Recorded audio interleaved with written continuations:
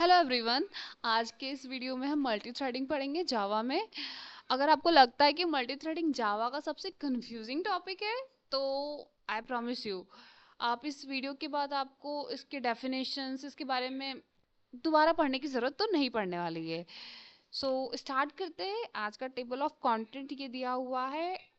Multi threading क्या है, process क्या है, थ्रेड क्या है, process versus thread, multitasking versus multi threading, advantage disadvantage, कितने तरीके से थ्रेड क्रिएट कर सकते हैं, life cycle, thread scheduler, thread methods, thread priority.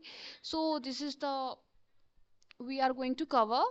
I hope in between just I'm going to share some example और आपको वो एग्जाम्पल से आपको इजी हो जाएगा समझना। सो स्टार्ट करते हैं। Imagine you are downloading a file, listen to a music and chatting with a friend on a same application. All these tasks appear to happen at the same time. This is possible because of the multi-threading. You know what क्या हो रहा है, जैसे आपके पास एक mobile phone है। आप उस मोबाइल फोन से आप कॉल पे बात भी कर रहे हो, वीडियो डाउनलोड भी हो रहा है एंड यू आर किसी को आप मैसेज भी भेज रहे हो। मीन्स एक ही चीज है, एक ही सिस्टम है, एक ही मोबाइल है मेरे पास एंड द तीन काम एक साथ हो रहे हैं और तीन से ज्यादा काम भी एक साथ हो सकते हैं। उसी को हम मल्टी थ्रेडिंग कहते हैं।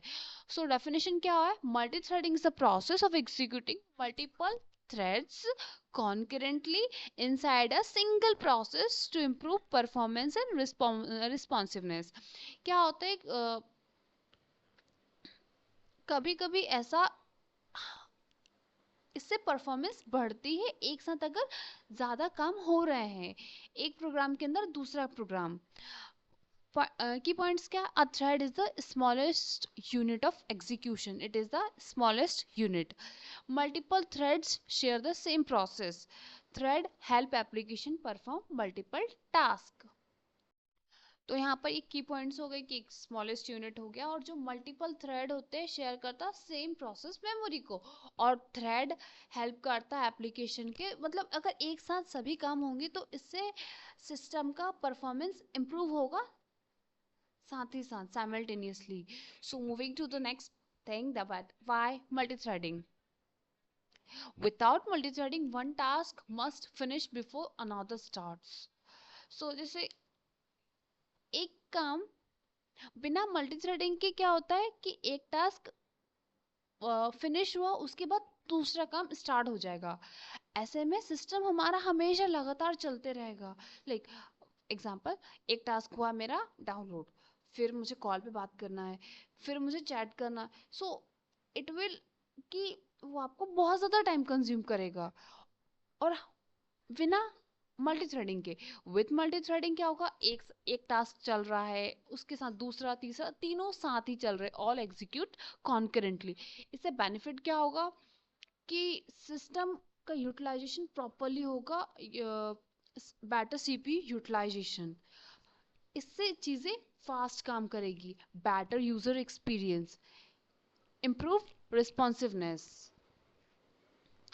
What is process? A process is a program in execution. Example, Chrome, VS Code, Spotify. Each process has its own memory, resources and execution environment. A process ऐसी चीज है, जब भी हम कोई एप्लीकेशन ओपन करते हैं जैसे कि क्रोम हो गया, VS कोड हो गया या स्पॉटिफाई, ये तो एक प्रोसेस होता है। मतलब प्रोग्राम जब रन होने लगता है तब उसे प्रोसेस कहते हैं। जब भी कोई प्रोग्राम रन होने लगेगा तो उसे हम प्रोसेस कहते हैं। Now coming to what is thread. A thread is the smallest unit of execution inside a program. मान लो एक प्रोसेस एक घर है। एक प्रोसेस क्या है? एक घर है और उस घर में अलग अलग अपना काम कर रहे हैं।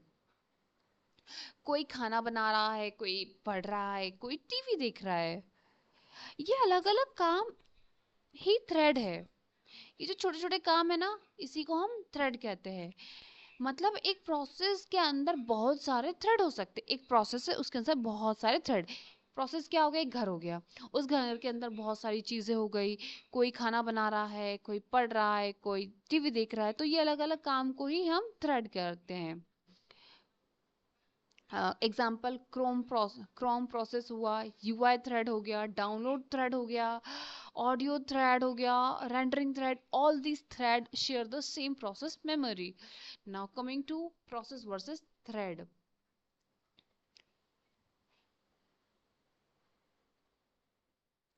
heavy Heavyweight, lightweight, separate memory, shared memory, slow creation, fast creation, expensive, less expensive, independent, belongs to a process. I hope आपको समझ में नहीं आया होगा, तो मैं समझाती हूँ. अब एक छोटा सा डिफरेंस याद रखना. प्रोसेस मतलब पूरा घर, प्रोसेस मतलब क्या होगा, पूरा घर. थ्रेड मतलब उस घर के अंदर एक काम. प्रोसेस, थ्रेड क्या होगा कि उस घर के अंदर का एक छोटा सा काम, वो थ्रेड हो गया. प्रोसेस एक घर हो गया. प्रोसेस बनाना थोड़ा महंगा और स्लो होता है.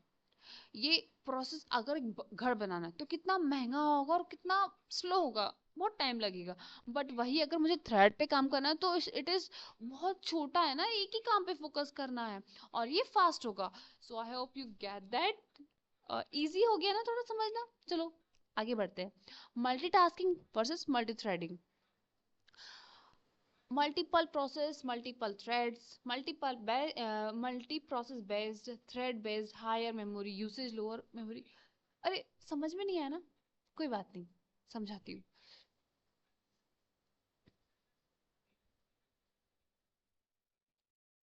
अब एक सवाल आता है, इसकी जरूरत क्यों पड़ी मल्टी थ्रेडिंग की. इसकी जरूरत, मान लो आपका प्रोग्राम पहले डाउनलोड करे, उसके बाद म्यूजिक चलाए, उसके बाद मैसेज करे. इससे कितना मतलब, एक काम हुआ फिर दूसरा काम हुआ फिर तीसरा, मतलब आपका सिस्टम तो कंटिन्यूअसली चल ही रहा है.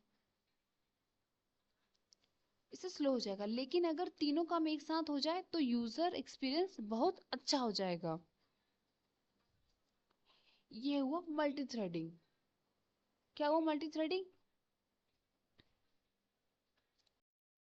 तो क्या है कि मल्टीटास्किंग ऐसा है कि एक साथ बहुत सारे ऐप चलना. जैसे स्पॉटिफाई चल रहा है, व्हाट्सएप चल रहा है, यूट्यूब चल रहा है, ट्विटर चल रहा है, ईमेल चल रहा है, तो ये बहुत सारे एक साथ चल रहा है. Let's suppose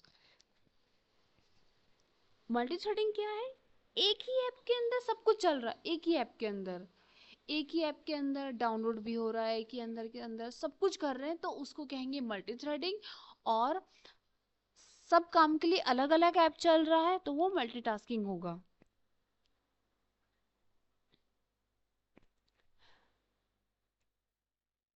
coming to advantages. better performance, better responsiveness, efficient CPU utilization, resources sharing, lower memory consumption.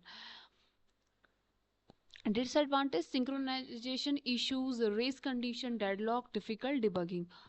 अब ये तो पता चल गया है कि एडवांटेज में क्या हो रहा है कि अगर एक साथ चीजें होगी तो सीपीयू का परफॉर्मेंस अच्छा रहेगा और मेमोरी कंजप्शन भी कम होगा, रिसोर्सेज का शेयर होगा. Wow good.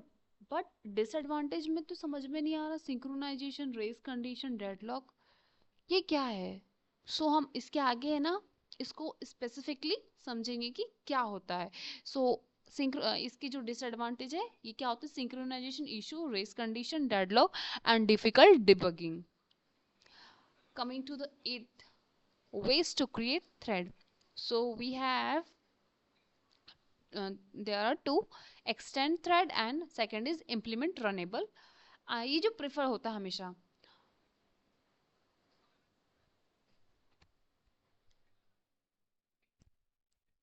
मेथड वन में क्या है कि एक्सटेंड थ्रेड. इसमें क्या करते हैं, एक्सटेंड थ्रेड क्लास, जो थ्रेड क्लास होता है उसको एक्सटेंड करते हैं. Like override run call start, this is the. And second, implement runnable preferred. क्या रीजन है, सपोर्ट करता single inheritance, better design, reusable task. क्या होता है, सिंगल इनहेरिटेंस के लिए, बेटर डिजाइन के लिए, रियूजेबल टास्क के लिए. Thread life cycle. अब थ्रेड लाइफ साइकिल देखते हैं. थ्रेड समझ गए, अब इसका लाइफ साइकिल क्या है. New, runnable, running, block, waiting, terminated. Each state with one or two sentences.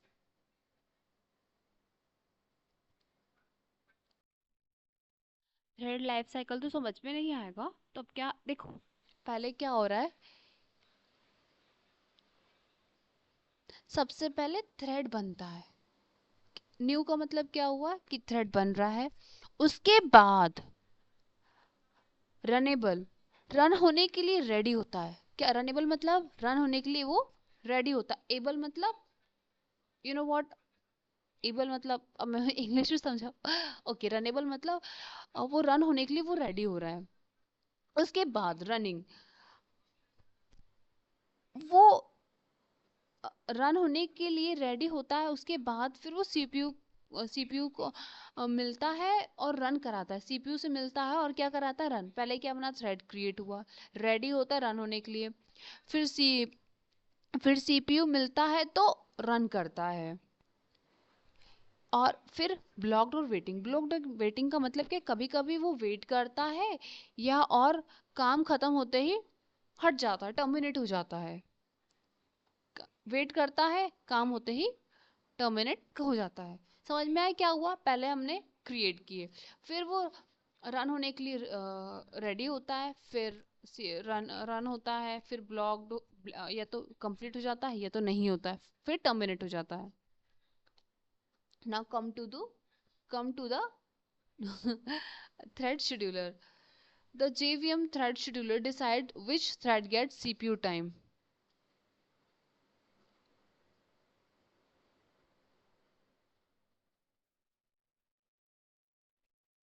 The JVM thread scheduler decide which thread gets CPU time.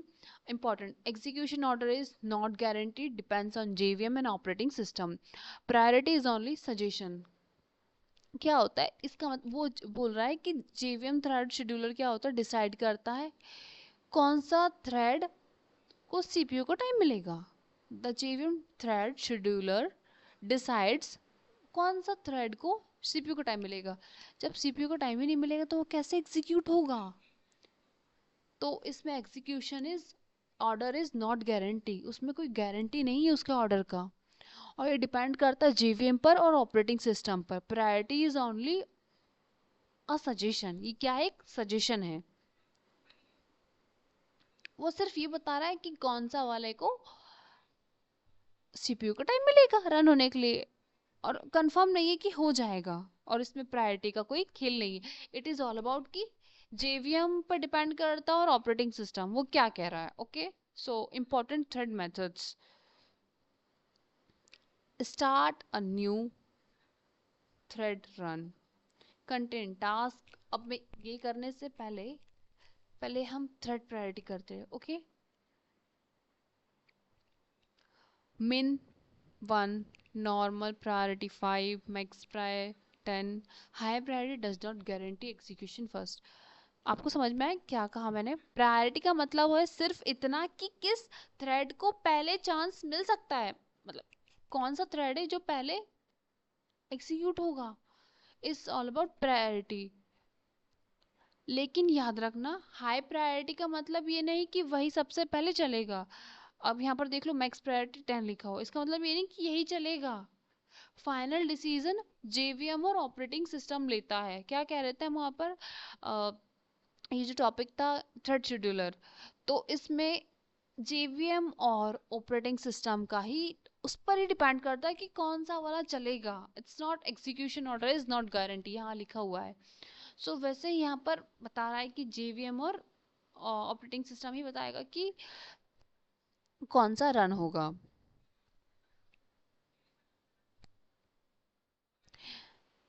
डेमोल thread, अब ये कौन सा थ्रेड है यार, इसका नाम ही बहुत डिफिकल्ट है। चलो, background thread that support user thread, example garbage collector, monitoring services.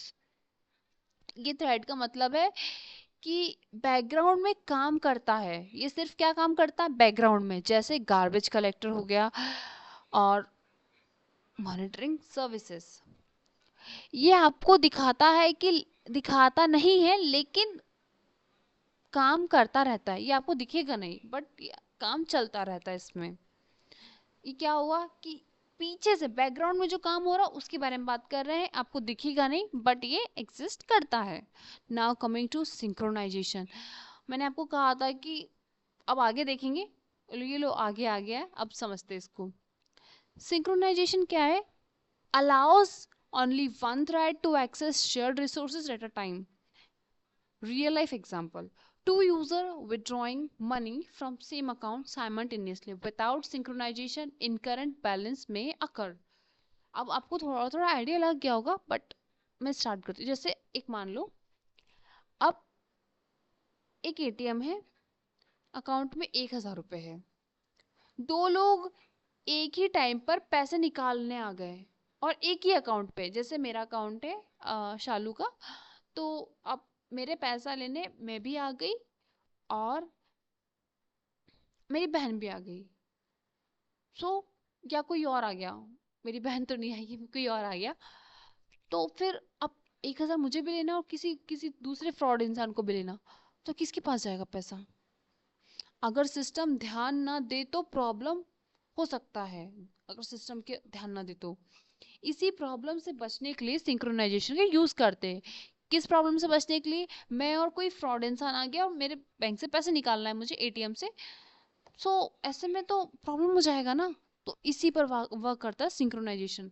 Simple language में कहे तो एक टाइम पर सिर्फ एक ही थ्रेड शेयर रिसोर्सेज यूज करेगा। जो क्या यूज करेगा? Shared resources means ATM. ATM का एग्जांपल लिया था ना, तो without synchronization in current balance may occur. I hope you get that what I mean to. Now coming to race condition, occurs when multiple thread modify shared data at same time. Solution: synchronize logs. Race condition मतलब ये है कि ये तब होता है जब दो या उससे ज्यादा थ्रेड एक ही डेटा को एक साथ चेंज करते हैं। क्या ये और सिंक्रोनाइजेशन सेम है? नो। देखो क्या है इसमें, कि तब होता है जब दो या उससे ज्यादा थ्रेड एक ही डेटा को चेंज करते हैं। यहाँ पर चेंज हो रहा है, वहां पर क्या हो रहा है? एक्सेस, शेयर्ड रिसोर्सेज को एक्सेस कर रहे हैं, यहाँ पर चेंज हो रहा है। रिजल्ट गलत आ सकता है। इसमें क्या होगा इस कंडीशन में? अगर दो दो इंसान एक ही डेटा को चेंज कर रहे हैं तो रिजल्ट गलत आ सकता है, इसीलिए सिंक्रोनाइजेशन की जरूरत होता है। रेस कंडीशन से बचने के लिए किसकी जरूरत पड़ती है? रेस कंडीशन मतलब अब इस मैंने किया है और किसी और फ्रॉड इंसान ने किया है, तो फिर किसका होगा? हाँ, ये तो रेस कंडीशन में आ गया। इसी से बचने के लिए हम किसका यूज करते हैं? सिंक्रोनाइजेशन का। Now coming to deadlock. What is deadlock? Two threads wait for ever for each other blocks, result application hangs. दो थ्रेड वेट कर रहे हैं एक दूसरे के लिए बट एप्लीकेशन क्या कर रहा? हैंग कर गया ऐसे में। डेडलॉक का एग्जांपल याद रखना, मेरे पास तुम्हारी नोटबुक है, तुम्हारे पास मेरा पेन है, तुम्हारी नोटबुक मेरे पास है, मेरा पेन तुम्हारे पास है। मैं बोलती हूँ पहले पेन दो मेरा, और तुम बोलती हो नोटबुक दो मेरी। अब दोनों वेट करते हैं। अब मैं सोच रही हूँ कि मेरी जिसको मैंने अपनी पेन दिया था वो मुझे पेन दे, तब मैं उसको अपना नोटबुक उसका नोटबुक दूंगी। और वो ऐसा सोच रही है, जब तक मैं उसका नोटबुक नहीं दूंगी वो मेरे पेन नहीं देगी। ऐसे में हम दोनों वेट करते रह जाएंगे लंबे टाइम तक, और ऐसे में कोई नहीं दे रहा है एक दूसरे को, और इसी सिचुएशन को हम डेडलॉक बोलते हैं। Now come to the inter thread communication. Inter thread means, यहाँ पर मेथड है wait, notify, notify all, use inside a synchronize code. Runnable versus thread. Runnable preferred because it allows inheritance from one class to another separate from thread. Interview में बहुत पूछा जाता है, runnable ज्यादा preferred है। बट क्यों runnable preferred है as compare to this? सो क्योंकि जावा में एक क्लास सिर्फ एक ही क्लास को एक्सटेंड कर सकती है। जावा में एक क्लास को ही एक्सटेंड कर सकती है। अगर रनेबल यूज करोगे तो फ्यूचर में किसी और क्लास को भी एक्सटेंड कर सकते हो। इसको करोगे तो फ्यूचर में किसी और क्लास को भी कर सकते हो, but through thread it is not possible. Start versus run creates new thread, normal method, concurrent execution, sequential execution। ये इंपॉर्टेंट डिफरेंस है। रन को डायरेक्टली कॉल करोगे तो नॉर्मल मेथड की तरह चलेगा, कॉल करोगे तो नॉर्मल मेथड की तरह चलेगा, लेकिन स्टार्ट कॉल करोगे तो नया थ्रेड क्रिएट होगा। स्टार्ट करोगे तो नया थ्रेड क्रिएट होगा। Sleep versus wait.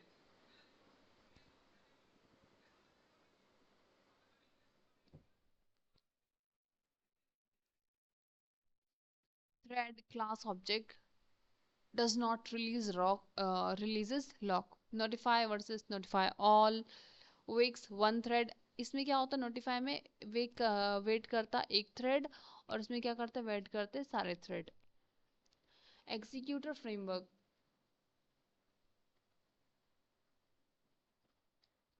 Modern Java application prefer executor service because it manages thread pools identify efficiently, sorry. आजकल रियल प्रोजेक्ट्स में हर जगह मैनुअली थ्रेड नहीं बनता है, रियल प्रोजेक्ट्स में हर जगह थ्रेड नहीं बनता। एग्जीक्यूटर फ्रेम यूज करते हैं। ये थ्रेड को मैनेज करता है और परफॉर्मेंस को भी इम्प्रूव करता है। एडवांटेज क्या होगा इससे? Reuse thread, better performance, easier management. now come to callback and future। callback returns a value, future retrieves the that value later। unlike runnable, callback can throw checked exception। Runnable value return नहीं करता है, callback value return कर सकता है। Callback क्या कर सकता है, वैल्यू रिटर्न कर सकता है, बट